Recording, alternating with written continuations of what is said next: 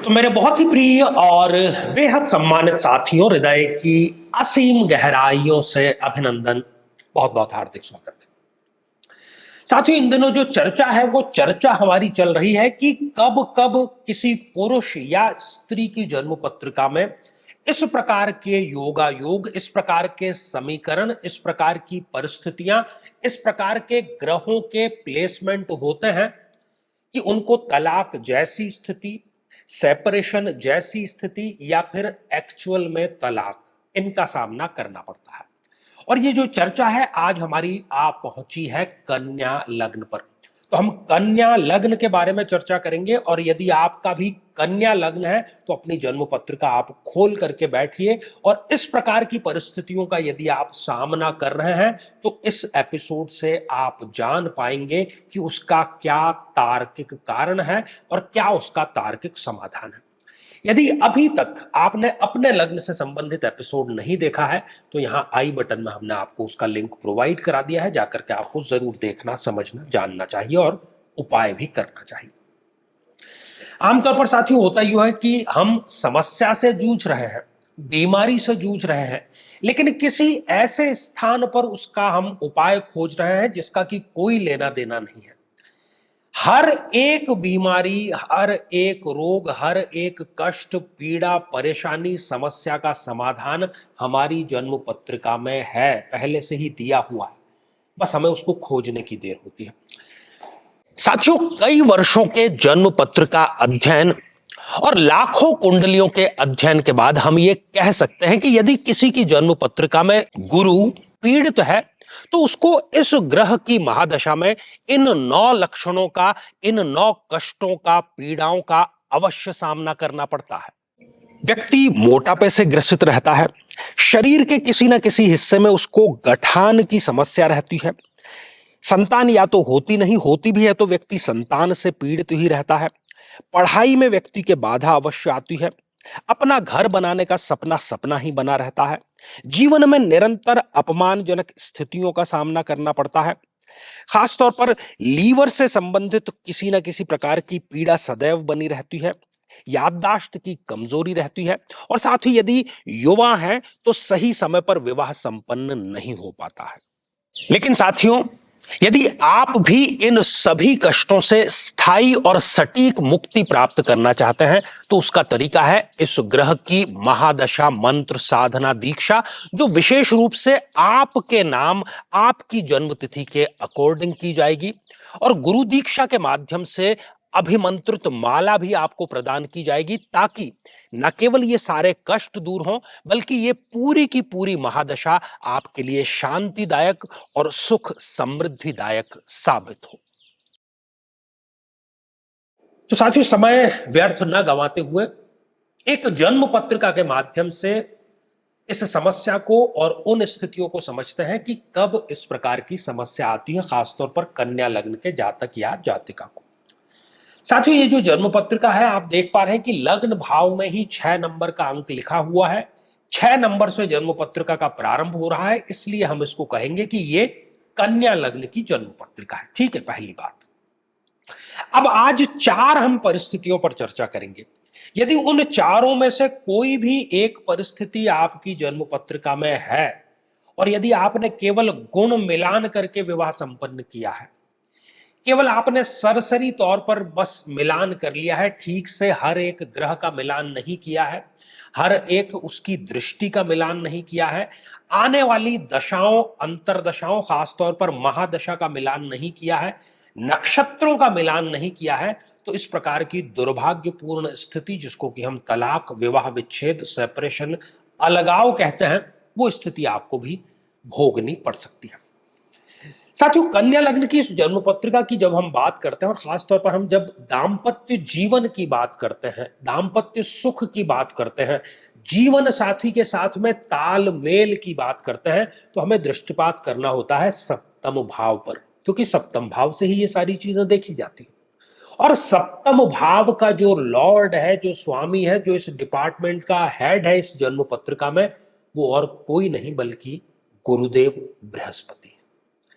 यदि वो गुरुदेव बृहस्पति इस जन्म पत्रिका में 6ठे, 8वें या 12वें भाव में जाकर के बैठ जाते हैं तो वो दाम्पत्य जीवन को पूरी तरीके से खराब करने का कार्य करेंगे। इसमें कोई दो राय नहीं, खासतौर पर अपनी दशा अंतर दशा में।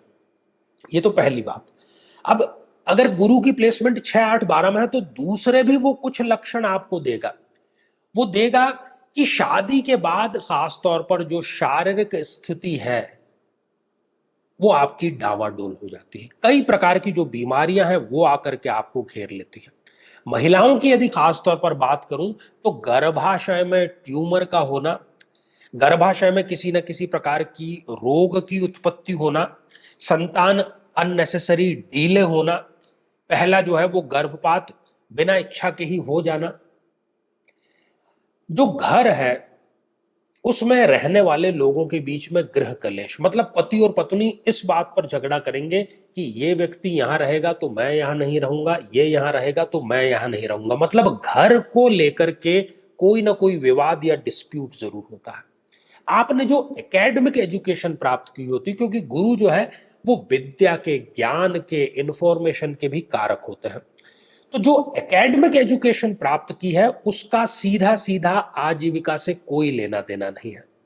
सम्मान की भी हानि यहां पर इस व्यक्ति को होते हुए देखी जाती है। और कुल मिलाकर के इस परिस्थितियों के अतिरिक्त जो प्रोमिनेंट बात जो हमारे इस टॉपिक का आज मुख्य समस्या का उद्देश्य है वो है तलाक को लेकर के। साथ ही जो दूसरी स्थिति है वो है मंगल देव का सप्तम भाव में आकर के विराजमान हो जाना। मंगल चूंकि इस जन्म पत्रिका में एक प्रबलतम मारक ग्रह है, बुरा ग्रह है, अशुभ ग्रह है, बुरा रिजल्ट देने वाला है, यदि वो स्वयं सप्तम भाव में आ जाएगा तो मारक जहां पर भी बैठता है उस स्थान की वो हानि करने का कार्य करता है, तो वो दाम्पत्य जीवन को खराब करने का कार्य करेगा। पहला और अव्वल तो ये कि यदि यहां पर प्लेसमेंट है तो शादी में ही अननेसेसरी डीले होना इसके लिए नेचुरल बात है, क्योंकि ये जातक या जातिका जो है वो मंगली जातक या जातिका हो गया है। इनको कुछ और परिस्थितियों का जीवन में सामना करना पड़ता है। जो भी जीवन में आता है कुछ समय तक तो ठीक रहता है, लेकिन बाद में वो ही शत्रुवत व्यवहार करना प्रारंभ कर देता है बिना किसी कारण के। ये सोचने को मजबूर हो जाते हैं कि आखिर ये मेरे से इस प्रकार का बुरा व्यवहार आखिर कर रहा है तो कर क्यों रहा है। स्त्रियों की यदि बात करें तो ना तो उनका अपने मायके पक्ष से और ना ही ससुराल पक्ष से जितना सपोर्ट मिलना चाहिए उतना उनको मिल ही नहीं पाता है। व्यक्ति में एक चिड़चिड़ापन, एक गुस्सा, भले ही वो 5 मिनट का ही होता है, और वो हर बार ये कोशिश भी करते हैं या करती हैं कि मैं आगे से गुस्सा नहीं करूंगा, लेकिन फिर वही गलती वो दोहराते हैं। साथियों जो तीसरी स्थिति है वो चंद्रमा को लेकर है, क्योंकि चंद्रमा भी इस जन्म पत्रिका में एक प्रबलतम मारक ग्रह है। यदि वो चंद्र इस सप्तम भाव में आकर के विराजमान हो जाते हैं तो वो सप्तम भाव को डैमेज करने का कार्य करेंगे ही करेंगे। मां से इनकी कभी नहीं बनेगी। मां के और इनके जो वैचारिक हैं वो मतभेद बहुत ज्यादा होते हैं। इस जातक या जात्रिका को मूत्र संस्थान या किसी न किसी प्रकार का गुप्त रोग, महिलाओं की स्थिति में स्त्रीजन्य रोग, गर्भाशय से संबंधित रोग, मासिक धर्म की गड़बड़ी के रोग, ये सारे देते हैं। शीतलता जन्य जितने रोग हैं, कफ जिसको हम कहते हैं, नजला, जुकाम, उससे भी व्यक्ति पीड़ित रहता है। मन जो है, क्योंकि चंद्रमा मन सो जातक, व्यक्ति को वो शक की बना देता है। पति है तो पत्नी पर वो अननेसेसरी शक करेगा, पत्नी यदि है तो वो अपने पति पर अननेसेसरी शक करेगी, और शक जो है उसकी बीमारी का कम से कम इस दुनिया में तो कोई इलाज नहीं है। स्वयं भी वो तनावपूर्ण जिंदगी जीता है और जीवन साथी को भी वो गिफ्ट में तनाव ही प्रदान करता है। साथियों जो चौथी स्थिति है वो सूर्य देव से संबंधित है। यदि सूर्य देव जो कि एक प्रबलतम मारक ग्रह है इस जन्म पत्रिका में, यदि सप्तम भाव में आकर के विराजमान हो जाते हैं तो व्यक्ति में एक सेल्फ कॉन्फिडेंस की कमी वो जरूर दे देता है। उसको पता है कि मेरे अंदर योग्यता है, लेकिन वो इनिशिएटिव नहीं ले पाता है। किसी के भी सामने अपनी जो बात है वो कह नहीं पाता है। किसी से वो बात कहने जाएगा भी तो बदले में उसकी 4 बातें सुन करके आ जाएगा, अपनी कोई बात वो कह नहीं पाएगा। पिता से भी, क्योंकि सूर्य पिता का भी कारक है, पिता से भी वो वैचारिक मतभेद व्यक्ति को देता है। और सरकारी कार्य तो जैसे इस व्यक्ति के कभी बनते ही नहीं है।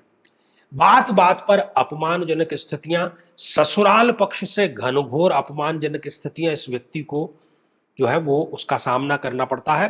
पेट, जठर, पाचन तंत्र, आंतें, नाभि, इनसे संबंधित समस्या व्यक्ति को जरूर रहती है।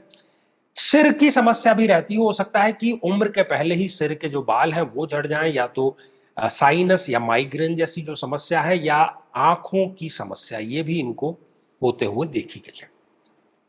जिन जिन परिस्थितियों का साथियों हमने चर्चा की है, और इतनी कॉन्फिडेंस के साथ में जब हम बात कहते हैं, तो उसके पीछे इस विज्ञान की तार्किकता कार्य करती है। ज्योतिषी कुछ नहीं कहता, ग्रह जो है वो स्वयं बोलते हैं। तो अब आते हैं समाधान पर। अब आपने निर्णय ले ही लिया होगा इस एपिसोड को देख करके कि यदि इनमें से कोई परिस्थिति आपकी जन्म पत्रिका में है और आप भी तलाक, सेपरेशन, इन सब से गुजर रहे हैं, तो आपको आवश्यकता है अपनी महादशा को साधने की, क्योंकि महादशा आपका वर्तमान है। और यदि आप वर्तमान को साध लेते हैं तो यह समस्या आपकी ऑटोमेटिकली सॉल्व जरूर हो जाती है। तो महादशा मंत्र साधना दीक्षा आप प्राप्त कीजिए, और आपके लिए आपके अकॉर्डिंग पर्सनल टेलर मेड, जिसको हम कहते हैं, आपकी जन्म पत्रिका के अकॉर्डिंग, आपके ग्रहों के अनुसार जो अभिमंत्रित माला आपको प्रदान की जाएगी, उससे आप जाप अवश्य करें और देखें कि कैसे ये तलाक जो है इसकी स्थितियां दूर होगी। जहां पर हजारों लोगों का तलाक रुका है, आपका भी अवश्य रुकेगा। साथियों, ये तो था कन्या लग्न के बारे में आज का एपिसोड, और श्रृंखला ये हमारी आगे जारी रहेगी। लेकिन इससे पहले 2-3 सूचनाएं आपके लिए है। सबसे पहली सूचना तो यही है कि आगामी 24 जुलाई 2025 को हमारे संस्थान में गुरु महादशा मंत्र साधना दीक्षा का आयोजन किया जा रहा है। और यदि आपको भी गुरु की महादशा चल रही है और आप भी इनमें से किसी समस्या से पीड़ित है, यदि गुरु मारक है, गलत स्थान पर प्लेस्ड है, तो वो समस्या आपको जरूर दे रहा होगा। तो अपने नाम से आप गुरु महादशा मंत्र साधना दीक्षा जरूर प्राप्त करें।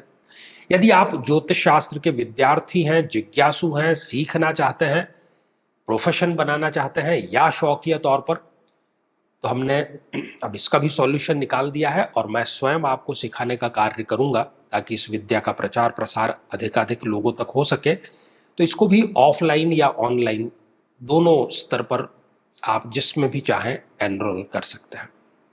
तीसरा, आगामी समय में मैं स्वयं इन शहरों में उपस्थित रहूंगा। यदि आप भी किसी समस्या से पीड़ित हैं और जानना चाहते हैं कि आखिर इसकी समस्या का जड़ क्या है और समाधान क्या है, तो आप अपॉइंटमेंट लेकर के मिल सकते हैं, या आप चाहें तो टेलीफोनिक या वीडियो कॉलिंग अपॉइंटमेंट से भी जुड़ सकते हैं। तो साथियों, आज के लिए केवल इतना ही, और इसी मंगल कामना के साथ में कि आप सभी स्वस्थ, समृद्ध और शांतिपूर्वक जीवन व्यतीत करें। नमस्कार। यदि ज्योतिष शास्त्र में है आपकी रुचि, ग्रहों की चाल और उसका रहस्य आपको भी यदि लालायित करता है, अपना और अपनों का भविष्य जानने की इच्छा, गहरी इच्छा यदि आपके भीतर है, या फिर स्वयं आप बनाना चाहते हैं ज्योतिष शास्त्र में अपना करियर, तो अब इंतजार आपका समाप्त हो चुका है। हम लेकर के आए हैं आपके लिए ऑनलाइन और ऑफलाइन दोनों प्रकार की ज्योतिष की कक्षाएं, जिसमें कि और कोई नहीं बल्कि स्वयं आपको मुझसे सीखने का और मुझसे समझने का और मेरे अनुभव को साझा करने का सुअवसर मिलने वाला है।